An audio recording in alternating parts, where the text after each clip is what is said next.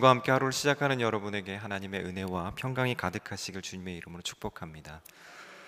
오늘 시편 71편 1절부터 13절까지의 말씀을 함께 묵상합니다. 시편 71편은 개인 탄식시로 이렇게 분류가 되지만 좀 더 이렇게 자세히 들여다보면 이 시 가운데는 하나님의 영광스러움이 가득한 것을 볼 수가 있습니다. 시편 기자가 평생 살아가면서 경험하였던 하나님, 그리고 지금 현재 이 상황 속에서 하나님을 찬양할 수밖에 없습니다 라고 하는 것을 중심으로 해서 노래하고 있습니다. 그 앞부분에 있어서 그가 어려움에 대해서 탄식하듯이 말하지만 그럼에도 불구하고 결과적으로 그가 얘기하고자 하는 것은 하나님의 영광인 줄로 믿습니다. 우리의 인생 가운데에도 분명히 살아가면서 곤란함과 어려움들이 있지만 그럼에도 불구하고 그 속에서 역사하시는 하나님을 가만히 들여다보면 나와 함께 하셨던 하나님을 이렇게 묵상하면 할수록 그 영광스러움만이 가득하구나 라고 고백하게 될 수밖에 없는 줄로 믿습니다. 1절 말씀 같이 한번 읽어보겠습니다. 1절 시작. 여호와여, 내가 주께 피하오니 내가 영원히 수치를 당하게 하지 마소서. 아멘. 1절에서는 하나님을 향한 신뢰와 간구가 잘 나타나고 있습니다. 1절 상반절에 보면 여호와여, 내가 주께 피하오니, 자기가 여호와라 부르고 주님이라고 부르는 그분께 피하겠다라고 그렇게 말하고 있습니다. 여기서 피한다라고 하는 말은 그 안에 담겨져 있는 의미가 의뢰한다, 믿는다라고 하는 그런 의미가 포함되어 있습니다. 그렇기 때문에 하나님께 대해서 전적인 신뢰를 보여드리고 그 신뢰 때문에 하나님께로 죽을 힘을 다해서 나아갑니다라고 하는 그런 의미가 담겨 있습니다. 그리고 이어서 하반절에서는 내가 영원히 수치를 당하게 하지 마소서라고 말합니다. 말씀을 묵상하면서 이 수치라고 하는 단어에 잠깐 머물러 묵상을 좀 해봤습니다. 수치스럽다라고 하는 말에 그 국어사전을 찾아보니까 다른 사람들을 볼 낯이 없거나 스스로 떳떳하지 못한 느낌이 있다라고 하는 그런 뜻이더라고요. 그러니까 다른 사람을 볼 낯이 없을 정도로 자기 속에 떳떳한 것이 없는 거죠. 그러니까 자기 속에 떳떳하지 못하니까 괜히 부끄럽고 수치스럽고 그렇다라고 하는 겁니다. 그러니까 사람들 앞에 섰을 때 그런 수치가 없었으면 좋겠다라고 그렇게 표현하고 있습니다. 그래서 조금 더 원어적인 의미가 무엇인가도 찾아보았습니다. 부시라고 하는 원어인데요, 당황하다, 실망하다, 창백하다라고 하는 그런 의미가 또 포함되어 있는 것을 봅니다. 그러니까 인생을 살아가면서 여러 가지 상황들, 사람들을 만나고 하는 그 속에서 당황할 일도 있고 실망할 일도 있고, 특히 그것 때문에 자기 스스로 생각하기를 스스로가 떳떳하지 못한 것처럼 스스로 자기 자존감이 떨어져 있는 그런 상태가 되지 않도록 그렇게 해주십시오라고 하나님께 간구하고 있다라고 하는 겁니다. 우리 그리스도인들이 떳떳하지 못하고 실망스럽고 당황스럽고 할 때가 언제일까요? 그것은 하나님이 나와 함께 계심을 느끼지 못하는 그 순간, 하나님이 나와 동행해 주시고 계시다라고 하는 것에 대한 확신이 없는 그 순간에는 당황하고 실망하고 창피하고 떳떳하지 못한 것이 이 속의 자리에서 스스로의 자존감을 떨어뜨리고 그리스도인 되었다는, 하나님 자녀 되었다라고 하는 그 자존감을 떨어뜨리고 콧바트린 그런 모습으로 살 수밖에 없다라고 하는 겁니다. 여러분, 이 표정을 밝게 하시면 좋겠습니다. 하나님 앞에서 당당함으로 그렇게 서셨으면 좋겠습니다. 하나님 앞에서 당당함으로 서실 이유는 저와 여러분이 하나님의 자녀가 되었기 때문인 줄로 믿습니다. 우리가 하나님의 자녀로서 이렇게 프라우드한 것이 프라이드한 것이 우리들 속에 있으니까 당당함, 그것을 가지고 이 땅을 살아가는 그러한 모습이 있기를 간절히 소망합니다. 자, 그런데 성경 속에서 이 수치와 관련해서 얘기할 때에는요, 이 창피하다 혹은 당황스럽다, 실망스럽다, 그것을 넘어서서 멸망하다라고 하는 그런 의미가 있습니다. 거기까지 나가게 되는 거예요.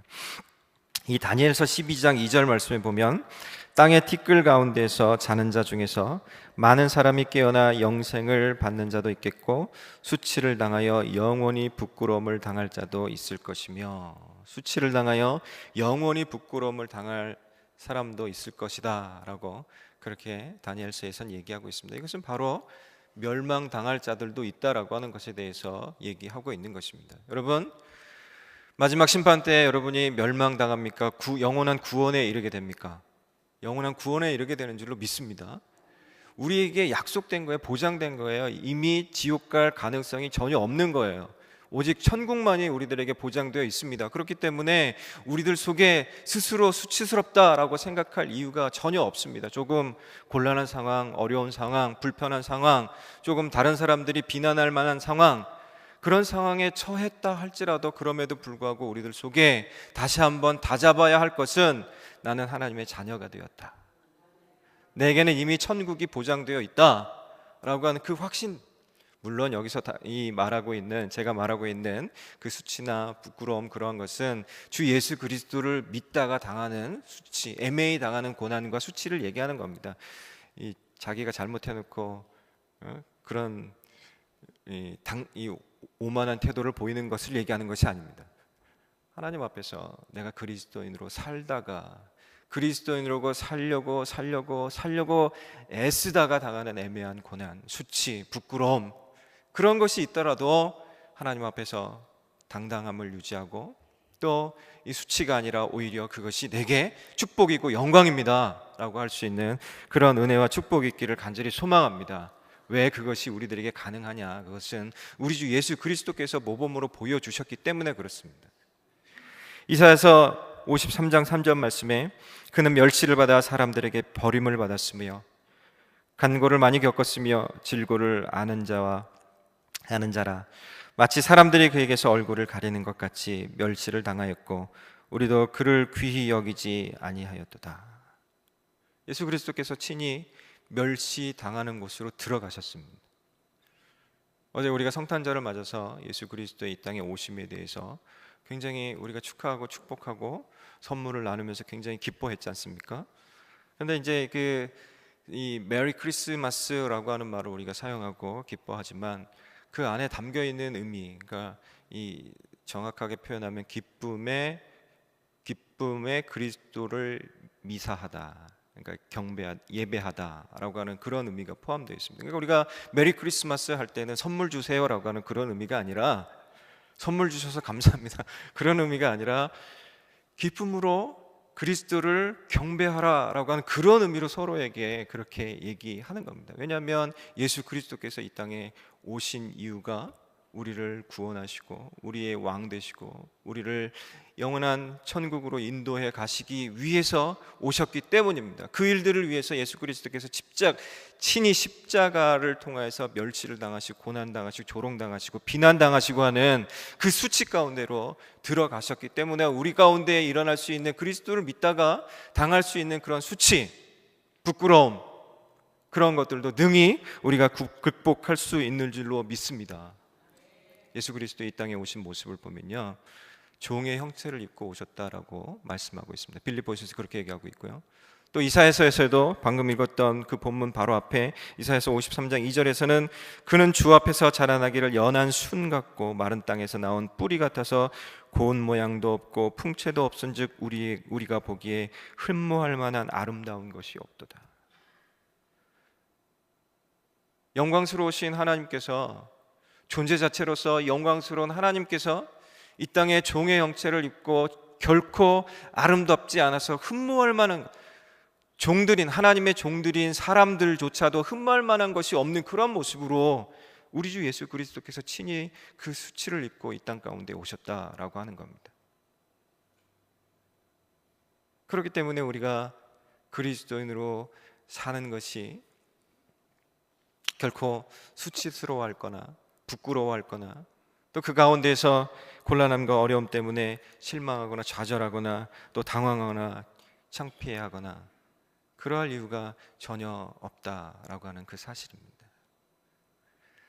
수치라는 이 말씀을 통해서 이러한 주 예수 그리스도를 묵상하면서 2절 말씀 들어가니까 거기에 소망이 있는 것을 보게 됩니다. 2절 말씀 같이 읽겠습니다. 시작. 주의 의로 나를 건지시며 나를 풀어주시며 주의 귀를 내게 기울이사 나를 구원하소서. 아멘. 주의 의로 나를 풀어달라, 나를 건져달라, 나를 구원해달라 라고 그렇게 말씀하고 있습니다. 우리 집 하나님은 힘이 있고 능력이 있어서 반드시 저와 여러분을 건져내시고 풀어내시고 구원하실 줄로 믿습니다. 그런데요, 시편 기자는 하나님께 이렇게 말합니다. 귀를 내게 기울이시사. 우리 주 하나님께서는 우리의 하나님을 향해서 기도하는 것을 듣지 않으시는 분이 아닙니다. 듣지 못하시는 죽은 시인이 아닙니다. 언제나 들으시는 하나님이십니다. 지난 우리가 한 주간 동안 연말 특별 새벽 집회를 하면서 강 목사님 통해서 응답하는 기도의 능력에 대해서 우리가 이론적으로 배우고 그것을 근거로 해서 열심히 하나님 앞에 부르짖었더니 기적들이 일어나는 것을 보았지 않습니까?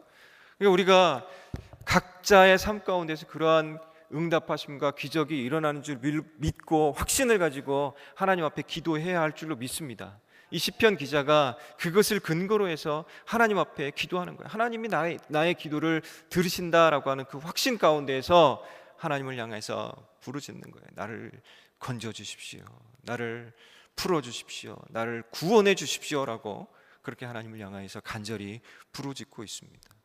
여러분, 오늘도 하나님 앞에 주여 주여, 그 다음 말을 이어가지도 못할 정도로 힘들고 고통스러운 기도 제목들이 있습니까? 그럼에도 불구하고 여러분이 힘을 내어 하나님 앞에 기도할 수 있는 것은 우리 하나님이 이렇게 귀를 열어서 들어주시는 분이신 줄로 믿기 때문인 줄로 믿습니다. 그런데 그 근거가 주의 의에 있습니다. 자기 의에 있지 않고, 기도하는 사람의 의에 있지 않고, 기도를 들으시는 분의 의에 그 근거가 있습니다. 주의 의에. 이것은 이 주의 의라고 하는 말은 이 구원과 찬양 그리고 선포라고 하는 그런 의미가 함께 포함되어 있는 의미로서 받아들여야만 합니다. 이 주의 의, 체크하다라고 하는 이 원어를 살펴보면요, 거기에는 공의라고 하는 뜻뿐만 아니라 구원, 덕, 번성, 정의, 칭의, 깨끗게 하다라고 하는 말까지, 의미까지 포함되어 있는 그런 단어예요. 그러니까 주의 공의로서 나를 괴롭히는 저 못된 것들 혼내주십시오라고 하는 그런 의미로서가 아니라 하나님의 의, 로마서 1장 17절에서 얘기하고 있는 그 복음에는 하나님의 의가 나타나서 할 때 그 하나님의 의, 그 의에 근거하여서 시편 기자가 하나님께 기도하고 있는 겁니다. 사실 루터도 이 로마서 1장 17절 말씀을 단순하게 읽었을 때에는 복음을 통해서 또 구약 성경 속에 그 무서운 공의의 하나님이 또 나타난다라고 하면 그게 무슨 의미가 있냐라고 처음에는 그렇게 생각했었답니다. 그런데 그 말씀을 읽고 또 읽고 묵상하는 중에 깨달은 것이, 그것이 공의만이 아니라 하나님의 손에 이 공의와 심판만이 있는 것이 아니라 그것을 통해서 우리에게 이루실 하나님의 칭의가 있다라고 하는 그 사실, 그것을 그가 깨달은 거예요.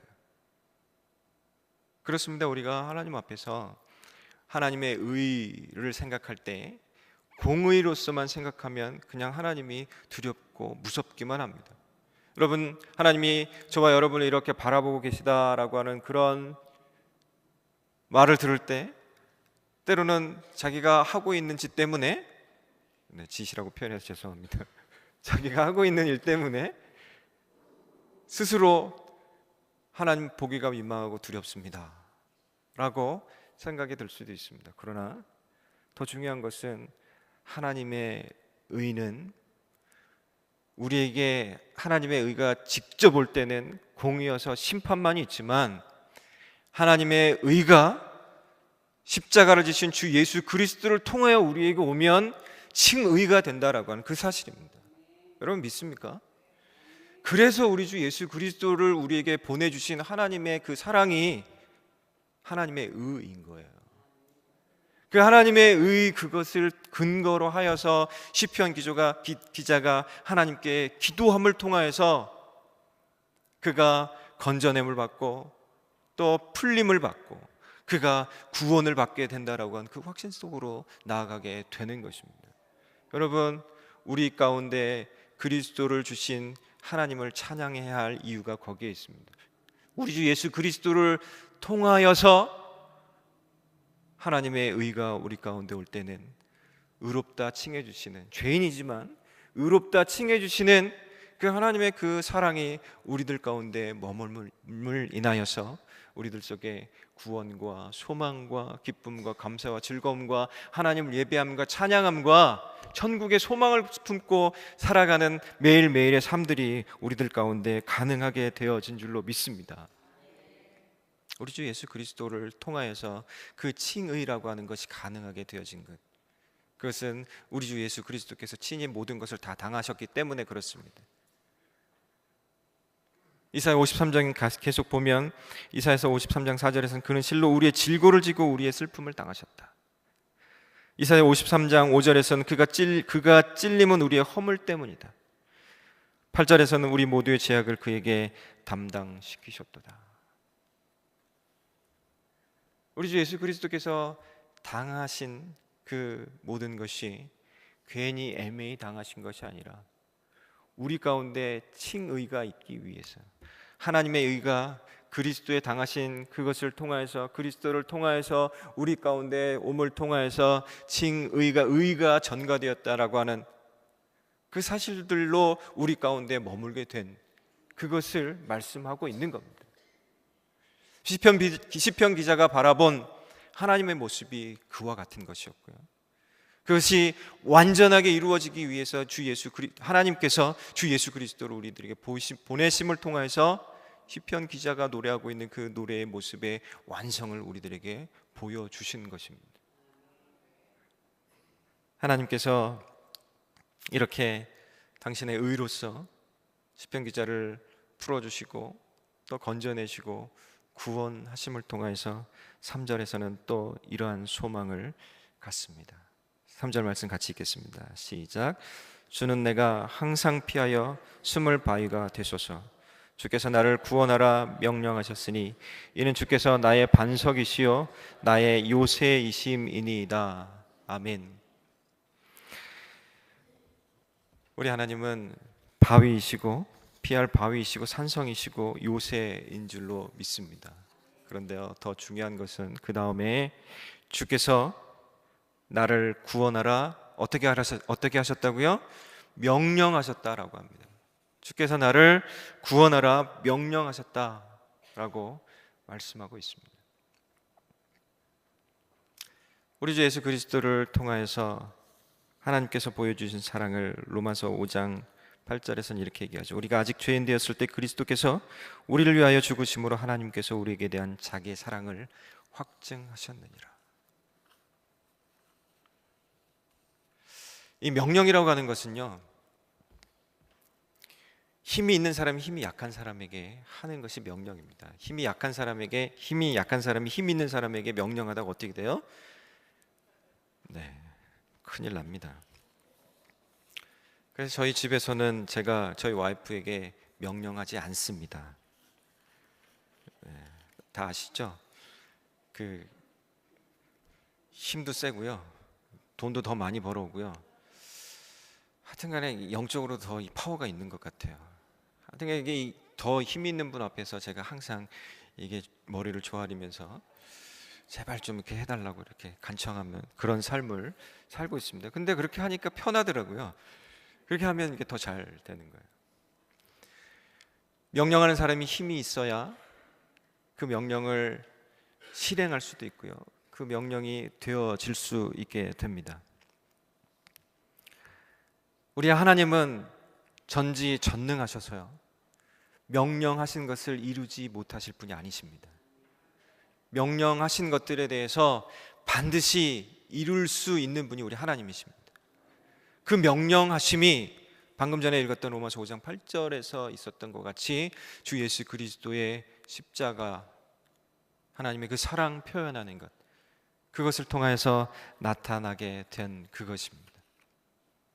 예수 그리스도에 보여준 그것은 이 보스캠프는 난 더 이상 상처에 속지 않는다라고 하는 책 속에서 이렇게 표현합니다. 성만찬의 상황들을 묘사하면서 그리스도의 이 십자가 사건과 연결해서 얘기합니다. 기적은 떼어냄, 부서짐 속에서 역사한다. 먼저 부족함에 대한 감사가 드려졌고 기적이 일어난 것은 그 다음이었다. 먼저 떼어남과 내어줌이 있었고 내어줌이 일종의 교통이 되어 공동체 안에서 풍성한 채움이 되었다. 기적은 떼어냄 속에서 일어난다. 사실 벌레만도 못한 인간이 구원받는다라고 하는 그 사실, 그 인간이 율법으로 구원받는다라고 하는 그 사실은 기적입니다. 그런데 그 기적이 우리 주 예수 그리스도의 십자가 사건을 통해서 우리들 가운데 머무르게 되었어요. 그 기적의 시작이 바로 부서짐입니다. 깨어짐입니다. 떼어냄입니다. 주 예수 그리스도의 살이 찢기고 피를 흘리고 십자가에서 부서진 그것을 통해서 우리 가운데 이 기적이 일어나는 거예요. 우리의 생명이 살아나는, 영혼이 구원받는 그 기적이 일어났다라고 하는 그 사실입니다. 그것이 어떻게 가능했다고요? 시편 기자가 3절에서 표현하고 있는 것처럼 주께서 명령하셨기 때문에 가능한 겁니다. 우리 하나님께서 명령하셨기 때문에 저와 여러분이 이 자리에 머물러서 영광스러운 하나님의 얼굴을 뵈며 하나님을 찬양하고 하나님을 예배하는 그런 영광스러운 자리에 머무르게 된 줄로 믿습니다. 그래서 시편 기자는 주의 의로 나를 건지시며 라고 말한 것입니다. 2절에서. 그렇기 때문에 우리가 주의 의와 함께 하나님의 그 뜻과 함께 우리들이 감당해야 할 것은 우리들 속에 있는 구원, 그것에 대해서 감사하고 칭의 주신 것을 인하여서 당당함으로 이 땅을 살아가고 그것을 인해서 하나님을 찬양하고 그 찬양을 통해서 이 땅 가운데 선포하는, 하나님 살아계신 것과 하나님이 우리들에게 생명 주시는 것, 세상을 살리시는 분이시다라고 하는 것에 대해서 선포하는 그런 삶으로 나아가야 하는 줄로 믿습니다. 3절에서 나를 구원하라 명령하셨으니 이는 주께서 나의 반석이요 나의 요새 시민이다 라고 말하고 있는 것과 같이, 그리고 또 더 나아가서 6절에서는 이렇게 얘기합니다. 6절 같이 읽을까요? 시작. 내가 모태에서부터 주를 의지하였으며 나의 어머니의 배에서부터 주께서 나를 택하셨사오니 항상 주를 찬송하리이다. 항상 주를 찬송하리이다 합니다. 8절에서도 8절 주를 찬송함과 주의 영광 돌림이 종일토록 내 입에 가득하리이다. 주를 찬송함과 주께 영광 돌림이 종일토록 내 입에 가득하니이다 라고 그렇게 말하고 있습니다.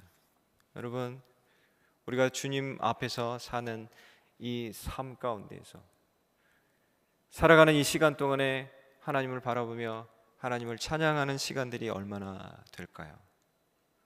물론 입술을 열어서 계속 찬양할 수는 없죠. 그러나 우리들이 살아가는 그 모양, 그 삶 자체가 하나님을 찬양하는 것, 그것이 되어질 수 있기를 간절히 소망합니다. 에베소서 1장에 보면요, 우리의 존재 이유가 우리 하나님께서 우리를 만드신 이유가 하나님을 찬양하기 위함이다라고 그렇게 말씀하고 있습니다. 우리를 천국으로 부르시는 이유도요, 영원토록 하나님을 찬양하기 위함입니다. 우리 가운데 천국이 이미 약속되어지고 보장되어 있고 우리가 이미 하나님 나라를 살고 있으니 이 살아가는 이 날, 이 순간에 우리들이 천국을 사는 것과 같이 하나님을 찬양하며 사는 삶, 그것으로, 그 삶으로 귀결되어야 함은 마땅한 줄로 믿습니다. 8절 끝에 내 입에 가득하리이다 라고 하는 것은 찬양이 선포되어지는 것을 의미하기도 합니다. 선포해야죠. 하나님 내게 얼마나 잘해주셨는지, 그래서 내가 그 하나님이 내 살아가야 할 날들 속에 또 어떻게 잘해주실지, 그리고 내가 당신을 보건대 당신이 하나님 안에 머물기만 하면 당신에게 하나님께서 어떻게 잘해주실지에 대해서 선포하고 말해주고 하는 일들이 계속해서 나타나야 한다라고 하는 사실입니다. 그런데 그 일들을 감당하려고 보니까 1절에서 나왔던 그 단어, 괜히 수치스러운 거예요. 내가 이 말을 했다가, 내가 하나님 얘기했다가, 믿지도 않는 저 사람한테, 하나님 욕하고 다니는 저 사람한테 괜히 하나님 얘기했다가 내가 수치당하면 어떨까? 라고 하는 생각이 갑자기 드는 거예요. 그래서 입을 뻥끗하지도 못합니다. 설거지하면서는 찬양하는데, 청소하면서는 찬양하는데, 그냥 우리끼리 모여서는 찬양하는데, 교회 안에서는 더 거룩한 척 하는데, 예수하고 전혀 상관없는 사람들 앞에서만 벌벌 떨, 그것을 넘어설 수 있기를 간절히 소망합니다. 그것을 넘어선 한 소녀의 이야기가 이 열왕기하 5장 1절부터 3절 말씀이 나오는데요. 그 시리아의 나아만이라고 하는 장군의 집에서 시종이었던 이 하인, 이름도 없습니다. 하인 소녀라고 나옵니다. 그녀가 행했던 것은 그냥 나아만 장군에게 나아가서 이스라엘 땅에 가면 이 엘리사라고 하는 사람이 있는데 그 사람한테 한번 찾아가서 기도를 받고 병 고침 받으십시오 라고 하는 그 얘기를 한 거예요. 사실 그가 그 앞에 나갈 수 있는 그런 신분이 아니었죠. 그럼에도 불구하고 그녀가 그렇게 나가서 합니다. 그런 이야기들을 근거로 해서 존 맥스웰은 거인들의 인생 법칙이라는 책 속에서 이 여인이 거인이다 라고 표현하면서 이렇게 몇 가지를 얘기합니다. 자신이 할 수 있는 일이 보잘것없는 일임에도 불구하고 그녀는 행동으로 옮겼습니다. 여러분, 할 수 있는 일이 스스로 생각하기에 너무 보잘것없다라고 생각하십니까? 그렇다라고 하면 그 순간에 하십시오. 그 보잘것없는 일. 왜요? 하나님은 보잘것없는 우리를 통하여서 큰 일을 이루시는 분이시기 때문인 줄로 믿습니다. 큰 위험을 무릅써야 함에도 불구하고 그녀는 행동에 옮겼습니다. 그래서 변화를 일으키려면 자신감을 가져야만 합니다. 자신감을 가지십시오. 변화를 일으키려면 믿을 만한 사람이 되어야만 합니다. 변화를 일으키려면 남들이 가려워하는 데를 긁어줘야만 합니다. 변화를 일으키려면 작은 일이라도 서슴지 말고 행동으로 옮기세요. 아주 사소한 일이 얼마나 큰 일을 일으킬 수 있는지는 하나님만이 아십니다. 아멘. 우리 하나님 앞에, 우리가 믿는 하나님 앞에, 우리가 의지하는 하나님 앞에 하나님이 나에게 구원을 명령하신 그분이시기 때문에 우리 가운데서 그 일들을 이루실 줄로 믿습니다. 시간이 많이 갔는데요. 하여튼 빨리빨리 하겠습니다. 4절 말씀 같이 보겠습니다. 4절 시작. 나의 하나님이여 나를 악인의 손 곧 불의한 자와 흉악한 자의 장중에서 피하게 하소서. 다시 한번 읽을까요? 시작. 나의 하나님이여 나를 악인의 손 곧 불의한 자와 흉악한 자의 장중에서 피하게 하소서. 아멘. 또 다시 간구하고 있습니다. 간구를 하고 있는데요. 그 이야기를 가만히 살펴보니까 나를 피하게 하소서. 그런데요, 이 표현이 적극적으로 표현되어 있는 것이 무엇인가 하면 1절 말씀이에요. 하나님이여 내가 주께 피하오리니. 사실 우리가 대적들을 바라보며 원수들을 바라보며 나를 괴롭게 하고 귀찮게 하고 힘들게 만드는 그 대상들을 바라보면 이 가슴이 막 졸입니다. 너무 고통스럽고 힘듭니다. 그렇지만 내가 피할 바위이시고 내가 피할 반석이신 산성이신 하나님께 피하는 것이 능동적으로 이루어지면 나를 괴롭게 하는 그 대상 때문에 힘들어할 이유가 전혀 없어집니다. 이러한 일들이 가능한 이유를, 그 근거를 이 시편 기자는 5절부터 8절까지 해서 얘기하고 있는 거예요.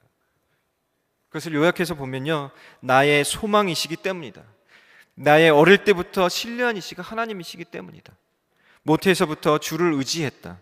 어머니의 배에서부터 주께 택함받았다. 주는 나의 견고한 피난처시다 라고 하는 그 근거, 그 확신 때문에 이 시편 기자가 4절에서 이렇게 하나님을 향해서 간구할 수 있는 겁니다. 우리가 하나님 앞에 기도하려면요, 우리가 믿는 하나님이 어떤 분이신지 분명히 알아야만 그 하나님의 그 성품을 의지하여서 하나님께 대해서 간구할 수 있게 된다라고 하는 그 사실입니다. 특히 여기서 나의 소망이 되신 하나님에 대해서 5절에서 얘기하고 있는데, 이 소망이라고 하는 단어를 살펴보니까 티크바라고 하는 단어인데요, 그것은 그냥 우리가 생각하고 있는 호흡 정도가 아니라요, 그것은 결과와 기대, 희망의 근거로서의 소망입니다.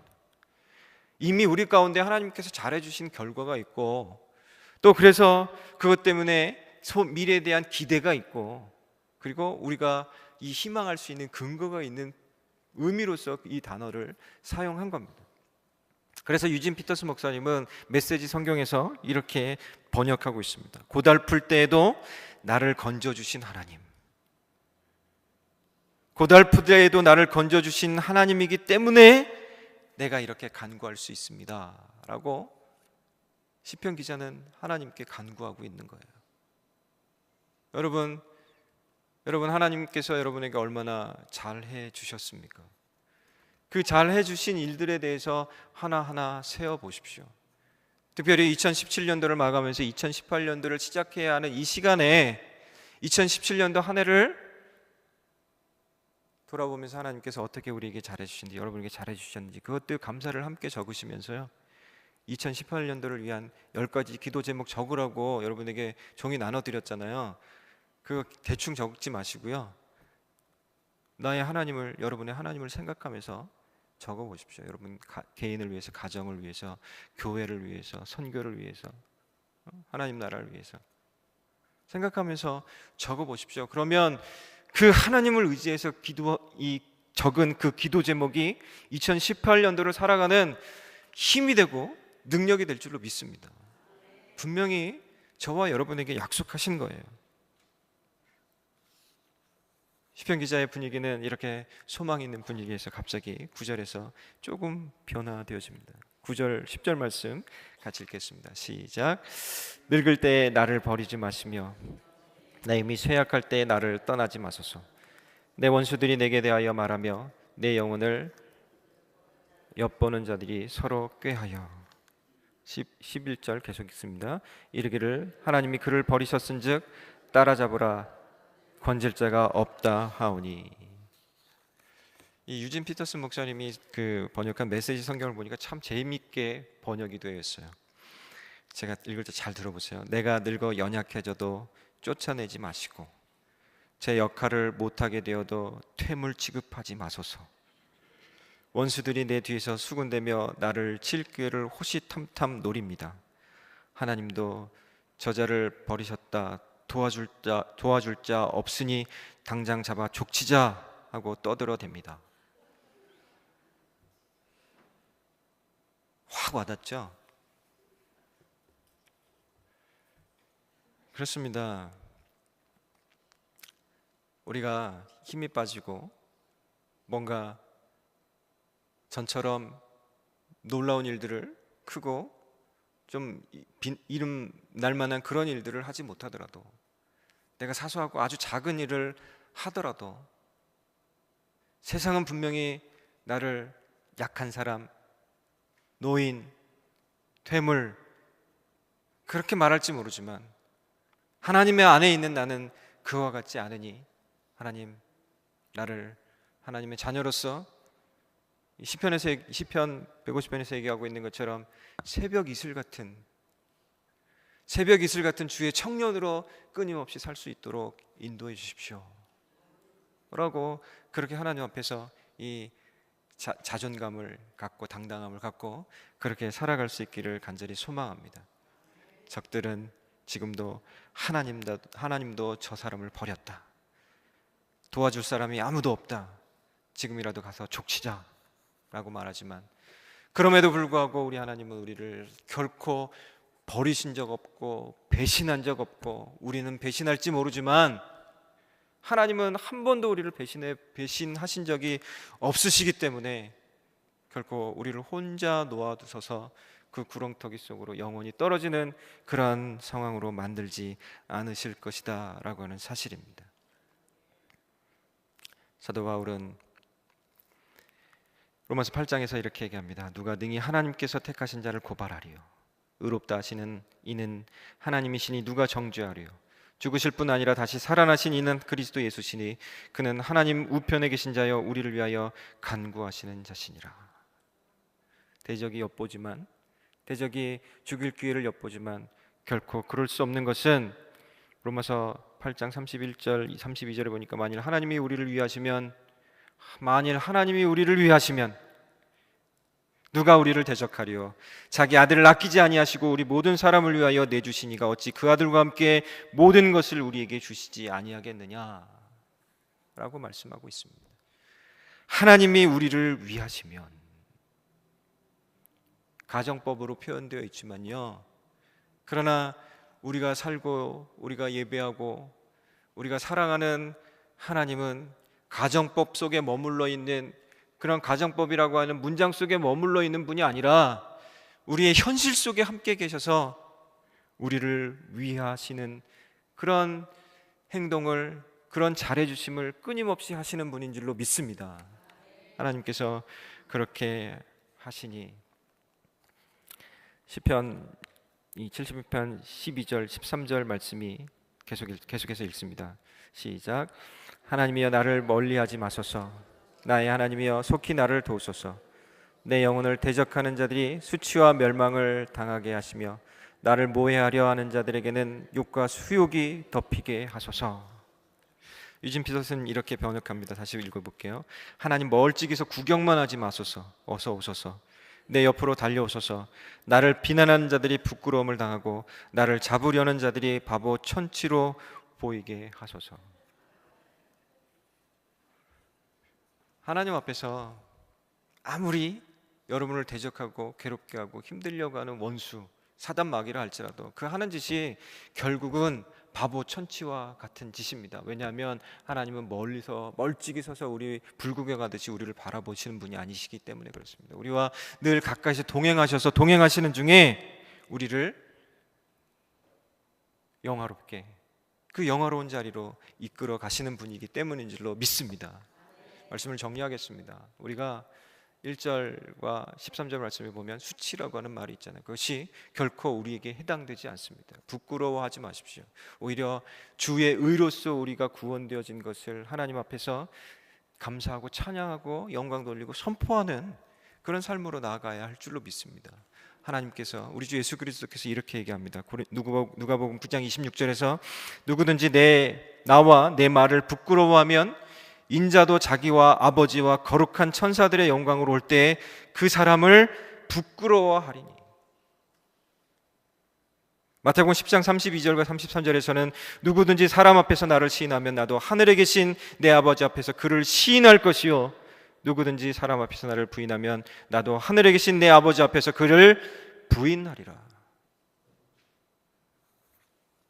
오늘 우리가 함께 살아가면서요, 하나님의 그 영광스러운 임재 가운데 동행하심 가운데 삶을 살아가니 우리들 가운데 이 당당함이 수치스러움을, 부끄러움을 이기고 하나님의 말씀에 대해서 이 영광스럽게 생각하고 수치스러움이 아니라 당당함으로써 이 땅 가운데 하나님의 말씀에 대해서, 복음에 대해서, 예수 그리스도에 대해서, 십자가에 대해서 선포할 수 있는, 하나님의 사랑에 대해서 선포할 수 있는 저와 여러분, 우리 새생명 비전교회가 될 수 있기를 간절히 소망하고 축복합니다.